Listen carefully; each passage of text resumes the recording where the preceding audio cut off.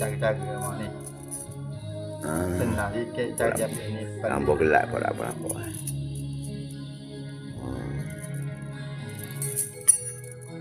Ruku-ruku amang. Dia pali lain-lain amang. Pali ya. Ni cekok lain.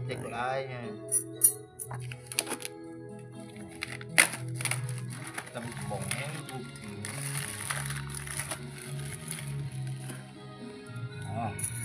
Panjang gini omang itu masih power gini. Itu macam. Ada juga terlalu ni jadi lain itu.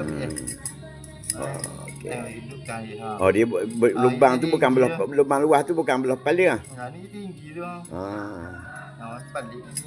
Maknanya kena Ni ambil ni. Pak panjang. Panjang.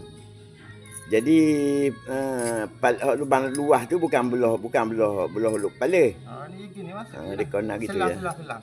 Itu macam. Boleh pula. Selang gitu. Itu macam. Ingat ke lubang luar tu duduk belah kepala. Dia boleh ni. Mari ya, bayar baik mahal sikit for baju.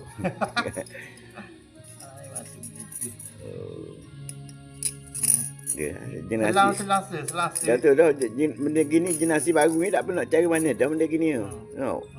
Pasal uduk gila ke ring sport. Tapi sanggihnya memang ring lidi.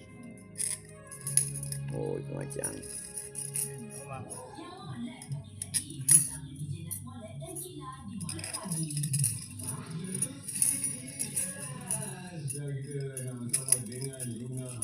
Ada pandai bagai amang. Betul dah. Itu macam.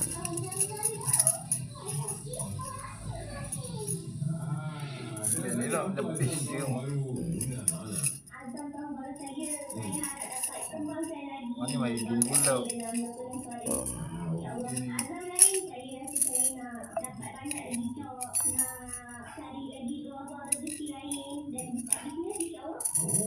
Alhamdulillah macam-macam perancangan dari tahun 2026 ada mungkin ada ucapan untuk peminat-peminat Luna Hana kena buat ucapan dengan suara ini sikit. Terima kasih semua sebab dah selalu mendukung. Tapi dia dulu. Dia dialog dah zaman kala kasar-kasar. Dak di dialog berkualiti tinggi. Dialog tak depan kan. Ya, tapi berkualiti tinggi besi tu kualiti tinggi dah. Besi buat kapal terbang. Memang tak boleh kata rasa berat.